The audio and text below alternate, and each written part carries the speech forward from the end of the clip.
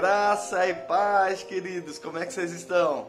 Tudo na bênção, vivendo em fé e esperando que Deus estabeleça toda a sua vontade sobre a nossa vida.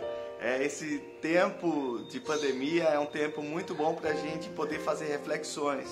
E a reflexão que a gente quer desafiar vocês a fazer hoje é essa questão da paternidade. O que é ser pai, o que é ser filho, mas principalmente o que é ser filho, porque tem muita gente que tem pai biológico, mas não vive paternidade. Uma paternidade é uma decisão, ser filho é uma decisão. Há na Bíblia algumas características, né, que a gente pode identificar se a gente está realmente se colocando na posição de filhos. E há uma bênção toda especial na posição de filhos, quando a gente se coloca na posição de filhos, quando alguém exerce paternidade sobre as nossas vidas. A gente precisa realmente poder estar vivendo isso, né, para que algumas bênçãos possam nos alcançar, algumas bênçãos possam chegar nas nossas vidas, principalmente, né, a bênção de vermos o nosso destino profético se concretizar. É a paternidade que determina isso, né? É quando nós nos colocamos. Então, eu queria trazer para vocês algumas características de filhos. A primeira delas é que todo filho, para ser filho, ele com certeza vai parecer com seu pai. Em João, capítulo 14, versículo 9, nós vemos o seguinte: Jesus respondeu: faz tanto tempo que eu estou com vocês, Filipe, e vocês ainda não me conhecem? Quem me vê, vê também o Pai, porque é então que você me diz, mostra-nos o Pai. Então, o fato de olhar para Jesus como Filho de Deus nos faz enxergar o Pai, porque o Filho, ele se parece com o Pai, se parece com o Pai nas atitudes, se parece com o Pai no seu DNA, se parece com o Pai em todas as características, né?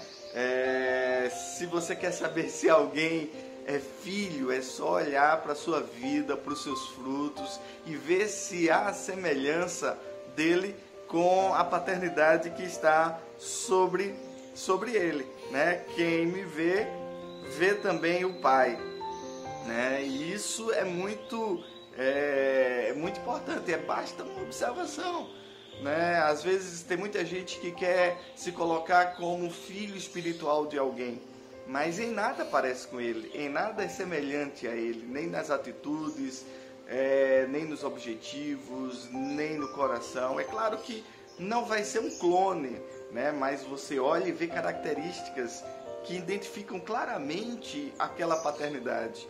Isso acontece tanto em filhos naturais como em filhos espirituais também. Essa verdade se aplica. Então, outra coisa que a gente vê é que o filho sempre permanece ali, na família. João 8,35 diz: o escravo não fica sempre com a família, mas o filho sempre faz parte da família. Então, é isso, quem é filho sempre sente encargo pela família, né? Quem se coloca na posição de filho sabe que sempre vai ter na casa do pai a sua própria casa, né? E o que acontece lá também é responsabilidade sua. É alguém que nunca, em nenhum momento se sente excluído, se sente fora, se sente sem compromisso, se sente distante. Nunca ele olha para alguma coisa em relação ao pai e diz: olha, eu não tenho responsabilidade com isso, isso daí não cabe a mim fazer, não cabe a mim resolver esse problema. Não, filho, ele sempre permanece ali. O que é da família é dele, o que é da casa do pai é dele, é responsabilidade dele também. Esse sentimento de pertencimento, de estar ali, de se sentir compromissado, de se sentir dono também, de se sentir responsável por tudo que acontece ali, é outra coisa que nos identifica como filhos, né? Que nos faz estar ali na certeza de que, sabe, a paternidade existe, ela está gerando bênção. Um pai sempre será pai. Antigamente, mesmo, né, quando os pais estavam próximos a morrer, a bênção final era da terminação, né, do futuro profético. Né? Não importa se o filho já tinha casado, já não estava mais morando ali, mas esse sentimento de pertencimento, de responsabilidade conjunta em relação àquilo que é do pai, né? A responsabilidade pela herança, a responsabilidade pelo legado, tudo isso faz parte daqueles que se colocam na posição de filhos. Né? Outra coisa é que o filho, ele confia plenamente no pai. Veja o que diz Hebreus 3,14: pois seremos companheiros de Cristo se continuarmos firmes até o fim, na confiança que temos tido desde o princípio. Então, principalmente a filiação em Deus, é uma filiação que é por fé, por confiança, por acreditar nisso até o fim, por não desistir dessa fé em nenhuma circunstância, né? Mesmo que as coisas pareçam contrárias, mesmo que tudo desmorone ao seu redor, a gente sabe que só será abalado aquilo que é abalável. Aqueles que permanecem firmes são como os montes de Sião, eles não serão abalados. Então, paternidade é essa segurança, que pode tudo ser abalado, mas só será abalado aquilo que pode ser abalado. Paternidade é algo que não se abala, não existe abalos, não existe insegurança, não existe um momento onde alguém vai dizer, não sou seu pai ou não sou seu filho. Não existe. Isso é inabalável, isso é eterno até em Deus. Né? E quando a gente entende isso, a gente sabe que o nosso pai começou um legado, começou essa história, e essa história vai continuar em nós. Vai continuar através da nossa vida, através, né, daquilo que nós somos. Né? Paternidade tem muito isso, essa confiança inabalável que o que Deus começou na vida de alguém que exerce paternidade sobre nós vai ser continuado através da nossa vida. Né? E isso faz com que toda a segurança desse propósito ocorra também em nossas vidas. Né? Em nossas vidas. Eu já falei aqui muito sobre honra, né? Não existe paternidade se não existir a honra, se a gente não colocar, né, aquele que nós temos como pai em nossas vidas em primeiro lugar, né, como alguém que tem o direcionamento, alguém que determina destino, alguém que impõe limites, alguém que traz provisão, direcionamento, alguém que nos faz viver uma história e um propósito no céu. Então, aquela palavra de honra teu pai e a tua mãe é algo que é muito respeitado por aqueles que se colocam sobre filhos. Não interessa aqui em relação a questionar certo, errado, momentos, agora ou depois. O que nós como filhos precisamos fazer é honrar palavras, é honrar, sabe, sonhos, propósitos que estão na vida do pai, direcionamentos, acima de tudo, né, direcionamentos sobre a nossa vida. O filho sempre honra o pai, né? E o pai não precisa estar buscando essa honra, senão não existe esse entendimento de filho, né? Não existe.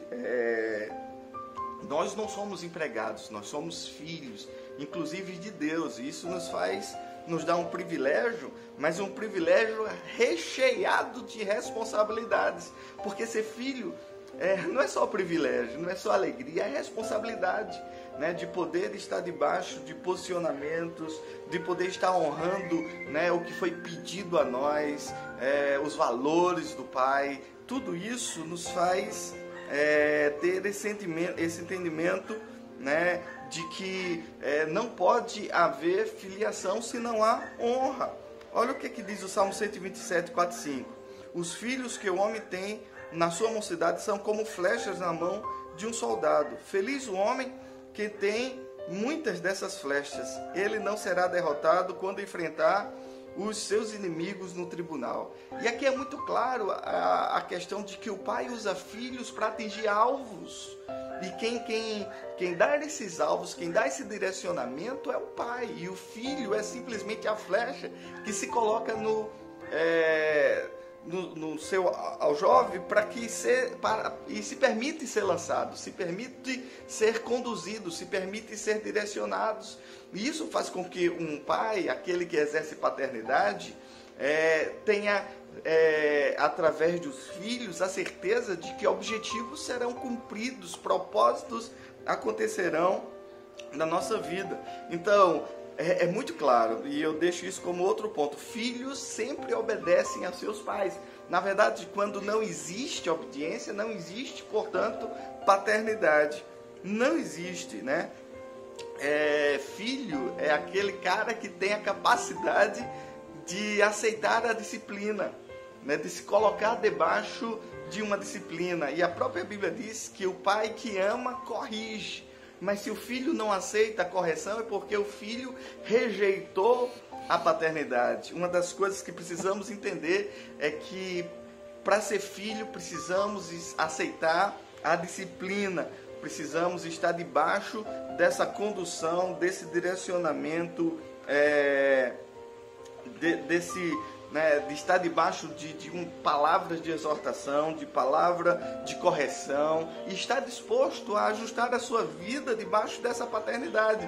Isso nos carimba como filhos, né?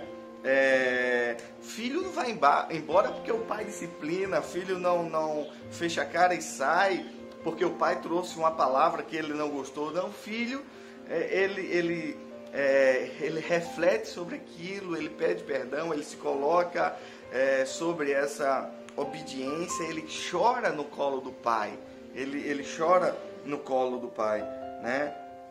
Por quê? Em outra questão em relação a pais e filhos, é que filhos sempre acreditam em seus pais, né? Em Lucas 25:46, traz uma história assim de Jesus muito forte. Ele diz: aí Jesus gritou bem alto: Pai, nas tuas mãos entrego o meu espírito. Depois de dizer isso, ele morreu, ele entregou a sua alma. E veja só que confiança havia aqui, né? De o próprio Jesus dizer: olha, é em tuas mãos, Pai, que eu coloco a minha vida, eu coloco o meu futuro, eu deposito toda a minha confiança de que eu cumpri um propósito, que o Senhor vai ser fiel a esse propósito também na minha vida. Não há desconfiança no coração do filho em relação ao pai. Ele se entrega completamente, né? Porque sabe que a paternidade, ela sempre determina sobre nossas vidas palavras proféticas, verdades e propósitos contidos na palavra de Deus são ativados quando nós nos sujeitamos de forma plena e confiante a uma paternidade que Deus coloca sobre as nossas vidas. E isso é muito forte. Filho não vive desconfiando, né? A paternidade, ela não é vista como filho, como algo que vem para nos explorar, né? Para nos tratar como escravo. Não, a gente obedece por coração, por entender que há uma bênção nisso, há uma continuidade de propósito do céu nisso, há uma ativação de destino profético nisso, há honra envolvida, há amor envolvido, a submissão à paternidade, ela faz com que haja uma diferença entre escravidão e filho, porque o escravo obedece, né, simplesmente porque vê o Senhor, né, vê o outro como Senhor. O filho obedece porque vê o outro como pai, como agente de ativação de promessas, de propósitos eternos na sua vida, e faz isso com o coração aberto, faz isso de coração, né, faz isso acreditando que há um futuro de Deus nesse aspecto. Então, não é todo mundo que diz: fulano de tal é meu pai espiritual, fulano de tal é meu pai biológico. Nem os pais biológicos muitas vezes são os pais de fato de determinada pessoa. Você sabe quando Quando alguém se coloca como filho, quando ele se parece com o pai, quando ele honra o pai, quando ele confia no pai, quando ele acredita no pai, quando ele aceita a disciplina do pai, quando isso para ele não é um peso, pelo contrário, isso para ele é um entendimento de bênção, ele se submete a isso, porque sabe que ele é apenas uma continuidade do propósito do pai, ele sabe que pode ser usado como flecha para, sabe, atingir determinados alvos, objetivos, né, nessa construção que Deus está fazendo nas nossas vidas, porque Deus constrói histórias através da paternidade, isso é muito forte. Se nós não nos sujeitamos à paternidade, não haverá continuidade de propósito. Nós não seremos usados para essa continuidade de propósito. E a paternidade, a mágica da paternidade é que nós somos usados como continuidade de propósitos que Deus tem, que dá a alguém, que essa pessoa não vai conseguir cumprir todo o sonho e toda a promessa na vida dela. Por isso que ela gera filhos, para que nos filhos os propósitos de Deus na vida dos pais se concretize.